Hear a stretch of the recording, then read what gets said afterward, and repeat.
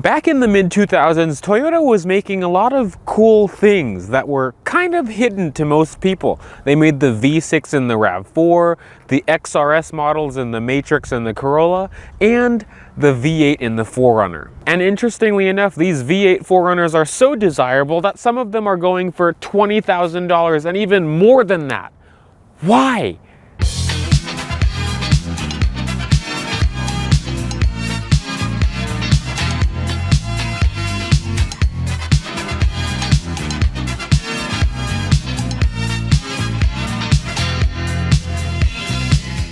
So this 4Runner belongs to my friend Lewis, and it's actually going up for sale pretty soon now. It's a 2006 SR5 with the 4.7 liter V8 in driftwood pearl. Kind of like Thundercloud Metallic in the 3rd gen 4Runner. Now you could choose your 2006 4Runner in a few different trim levels. So the SR5 is the base, then you could get a Sport and then a Limited. And even though the SR5 is the base model, you could still option it up to get leather and some features that the Limited could have. So back in 06, you could choose 2 different engines in your 4Runner, unlike today.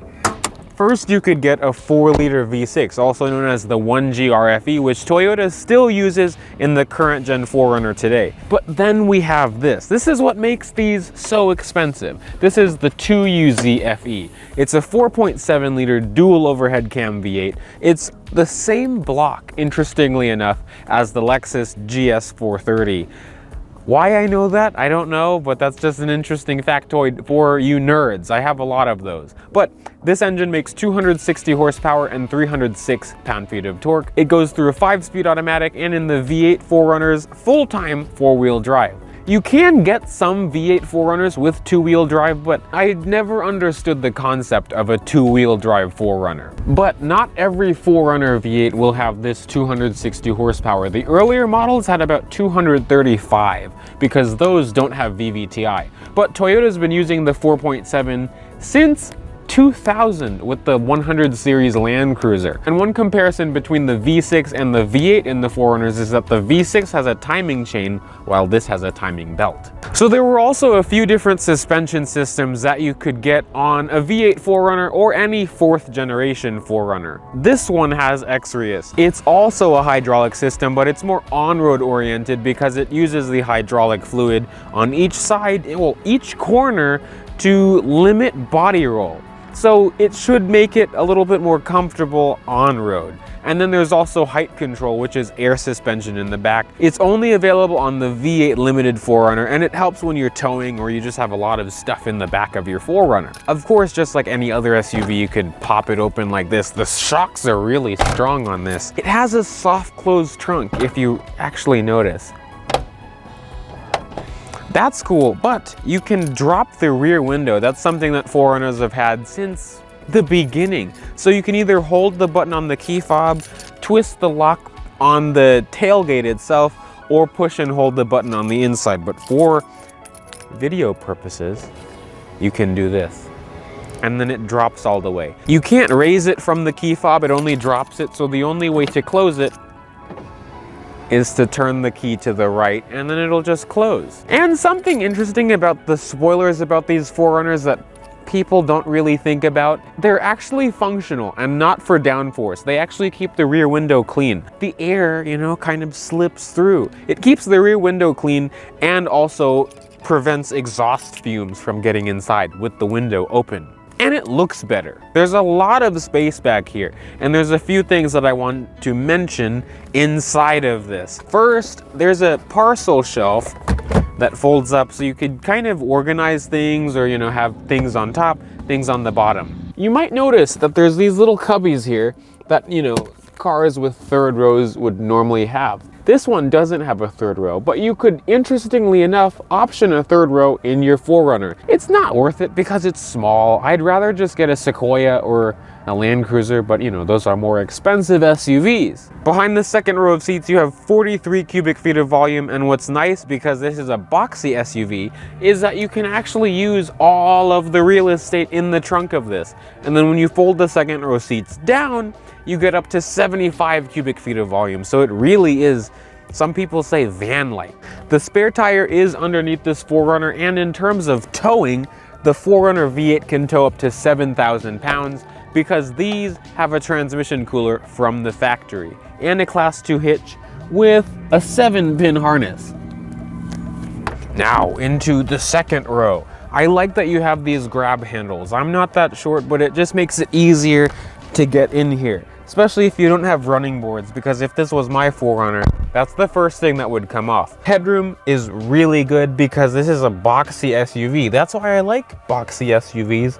It feels like I'm in a third row back here, and not because it's cramped, because legroom is good. I'm 5'9". I can fit my feet under the seat. Like I said, headroom is good too. The seat bottom is actually kind of low down. You can see my knees are kind of high. I wish I had a little bit more thigh support, but that's okay because this is a body-on-frame SUV. They can't really drop the floor like they can on a Highlander. There's not too many creature comforts. There's an armrest here, which is actually really wide, and there's two really deep cup holders that you could put a big gulp in here, and then there's storage where you could put your phone. So it's actually quite handy. I mean, this is a utilitarian SUV.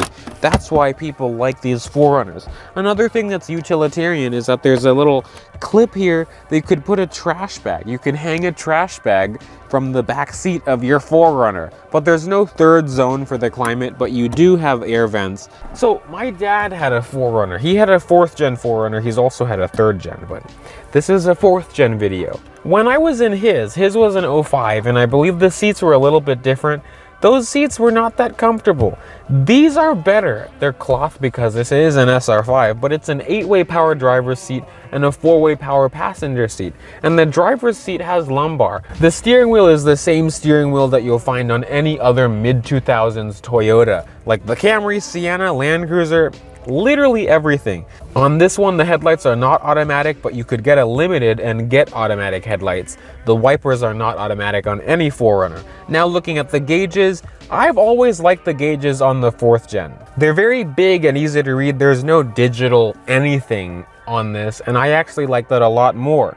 I know Toyota did slightly improve the quality of these in the 06 refresh because the 05s were different, but you know, everything that you touch here feels nice to the touch. Of course, it doesn't have leather everywhere like a limited would have, but the dash in this one is in really good shape. It's actually pretty common for them to crack, especially in the pre-refresh, so 05 and older. Now there's two things to note on the left side of the steering wheel. First is the center diff lock. To put it in 4 high, you have to push that center diff lock button. It's also a Torsen limited slip. On the right of the center diff lock button, you have an RSCA button. If you're on a really off-camber trail, that turns off the side airbags, so you don't tilt it too much and then it thinks you're gonna roll over and then blow the airbags unintentionally. The head unit in this is a double din. You could actually get factory navigation in a 4Runner back in 06 in the limiteds. You could also get a non-nav system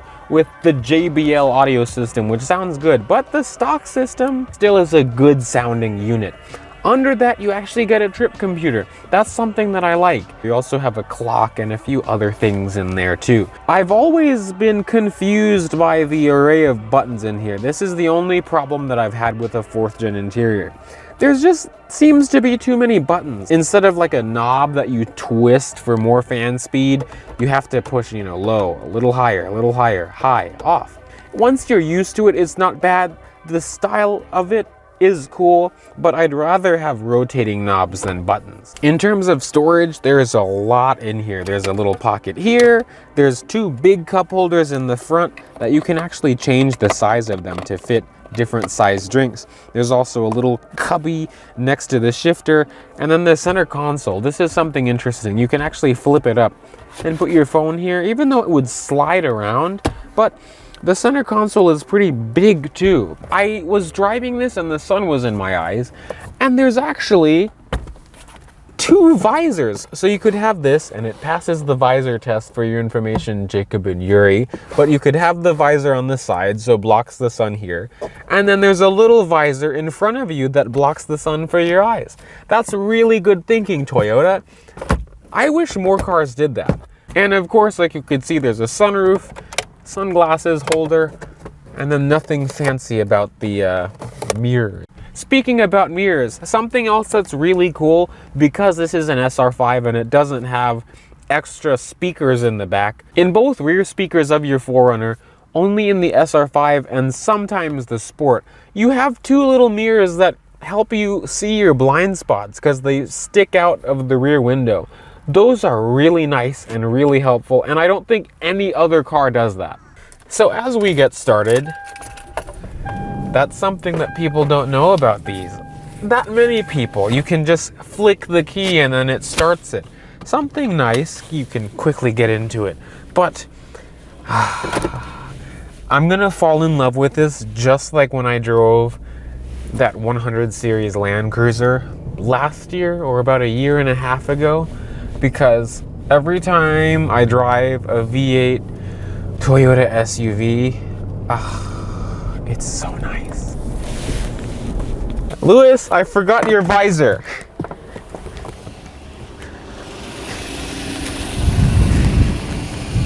The visor fell off. Okay, on we go. But like I was saying, I fall in love with these. I mean, because I want one. I've wanted one for a while. I also saved my reaction of the throttle. First, initial tip-in is quite strong.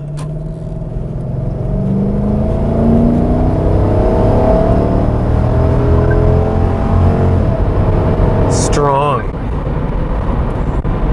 I need to close the sunshade because the only downside to having one of those roof racks on top is that they make extra noise. Like, this is a 4Runner. It's not an SUV that's meant to go fast. It's an SUV that's meant to go anywhere. And it feels like it just, the V8 adds to the experience because the V6 can at some times feel tired. Around town, it's honestly pretty adequate. I don't understand when people say that it's underpowered because I lived with one for like almost a year and I didn't really complain about it. But if it was to me, I would definitely get the V8. It just, the extra refinement, and it's just so much more smooth than the V6. Like, listen, it feels really good. Now, I did want to quickly talk about the rear mirrors inside of the 4Runner. They're actually really handy in a real life situation because it's kind of like having a backup camera. You can back up against a wall and see what's directly behind the 4Runner. I haven't used it in terms of like a blind spot mirror because I think the blind spot mirrors that you put onto your mirrors themselves are a little bit easier to get used to and easier to see. But this thing rides really nice. This has updated suspension. Like, this, Lewis has done so much to this to make it feel like a brand new one. The steering is tight. There's a GX right there. I really want a GX 470. Those are cheaper than these, and I still don't understand why. I'd like to review a GX 470, but eventually I will. It's gonna be a whole lot of me just wishing that I had $15,000, $20,000 to buy this one. And it's crazy that, 2006, a 16-year-old SUV is still worth $20,000. And the proper way to review one of these is to take them off-road, but because this is so pristine, this has not seen dirt, and it probably won't see dirt, at least while Lewis owns it, because these things are hard to find clean, and that's kind of what makes them more valuable, the ones that haven't seen dirt, because they've not been dogged. The time that I would feel the most confident and feel the real advantage of the V8 over the V6, I feel like would be on the highway and when towing, because around town, I mean, it's a 4Runner. You're never going to be necessarily... Why is this guy backing up? Oh boy.